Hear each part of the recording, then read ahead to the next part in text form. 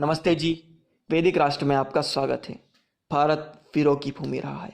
यहाँ ना सिर्फ वीर पुरुषों ने जन्म लिया बल्कि वीर माताओं और बहनों ने जन्म लिया, जिन्होंने अपने राष्ट्र के लिए अपना सर्वस्व न्यौछावर कर दिया। आज हम इन्हीं की एक छोटी सी गाथा, इन्हीं में से एक की आपके लिए लेकर आए हैं। बात चित्तौड़ की है।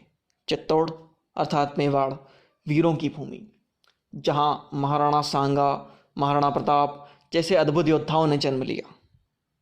लेकिन उस वीर भूमि ने ना सिर्फ वीर योद्धाओं को जन्म दिया बल्कि वीर माताओं और बहनों को भी जन्म दिया। उन्हीं में से एक की कहानी, उन्हीं में से एक की गाथा आपके लिए। बात उन दिनों की है जब महाराणा संग्राम सिंह की मृत्यु हो चुकी थी। उसके पश्चात उनका पुत्र विक्रमादित्य गद्दी पर बैठा, किंतु वह थोड़ा अत्याचारी प्रवृत्ति का था। इसी कारण सरदारों और प्रजा ने उसकी जगह उनके छोटे पुत्र उदय सिंह को गद्दी पर बिठाया। उदय सिंह उस वक्त मात्र 6 वर्ष के थे, इसीलिए उनकी सहायता के लिए बनवीर को उनका संरक्षक नियुक्त किया गया, सर्वसहमति से। समय बढ़ता गया और बनवीर का लालच भी। बनवीर को लगने लगा कि अगर वह उदय सिंह को मार देता है तो सारा राज्य उसका हो सकता है। उसने इसके लिए षड्यंत्र आरंभ किए। धीरे धीरे उसने सरदारों को अपनी तरफ मिलाना शुरू किया और उन सरदारों को चिन्हित कर लिया जो उदय सिंह की तरफ वफादारी रखते थे। बस एक दिन निश्चित किया। कहते हैं कि मेवाड़ के इतिहास की वह सबसे काली रात थी। उस दिन हाथ में तलवार लिए अपने सहयोगियों के साथ बनवीर ने महल में प्रवेश किया और एक एक करके पहले जेल में डले हुए विक्रमादित्य को मारा, फिर बाद में उदय सिंह के समस्त समर्थक सरदारों की हत्या कर दी और तेजी से उदय सिंह के कक्ष की ओर बढ़ने लगा। यह सूचना उदय सिंह की धाई मां पन्नाधाई तक पहुंच गई। जब पन्नाधाई को यह पता लगा कि बनवीर तेजी से उदय सिंह को मारने के लिए उन तक आ रहा है, तो उन्होंने बिना एक पल गवाए तुरंत उनके अपने पुत्र जो उदय सिंह का हमउम्र था उसका बलिदान देने का निश्चय कर लिया। अपने राष्ट्र के लिए, अपनी मातृभूमि के लिए। उन्हें पता था कि उनके बेटे से ज़्यादा उनके मातृभूमि के लिए, उनके राष्ट्र के लिए, शत्रुओं से उसे बचाने के लिए राजकुमार उदय सिंह का जीवित रहना बहुत आवश्यक था। इसीलिए एक माँ इतना बड़ा त्याग कैसे कर सकती है, लेकिन इन सब बातों को बिना विचारे उन्होंने अपने राष्ट्र धर्म को सर्वोपरि मानकर तुरंत उदय सिंह को एक विश्वस्त सेवक के हाथों नदी के उस पार पहुंचा दिया। उदय सिंह के वस्त्र और आभूषण अपने पुत्र को पहनाकर उसे उदय सिंह के स्थान पर लेटा दिया। नंगी तलवार लेकर चलता हुआ बनवीर कक्ष में आया और तलवार से टपकता रक्त, नशे में धुत बनवीर ने पन्नाधाई को देखकर कहा कि उदय सिंह कहाँ है। हृदय पर पत्थर रखती हुई उस मां ने बिना संकोच के पलंग की तरफ इशारा कर दिया, जहां उसका अपना पुत्र उदय सिंह के वस्त्र और आभूषण पहनकर लेटा हुआ था। और बनवीर ने उसकी आंखों के सामने उसके पुत्र के टुकड़े कर दिए। साथ ही साथ कहा कि जा, इसको ले जा और जला दे, और कभी भी मुझे अपनी सूरत मत दिखाना। इस स्थिति में अपने हृदय पर पत्थर रखकर उस मां ने अपने पुत्र के शव के टुकड़ों को इकट्ठा किया। उसकी आंखों के सामने उसका पुत्र बलिदान हो गया, किंतु उसने एक आंसू तक नहीं बहाया। अपने पुत्र को उठाया, उसका अंतिम संस्कार अपने हाथों से किया, किंतु उसकी चुनौती खत्म नहीं हुई थी।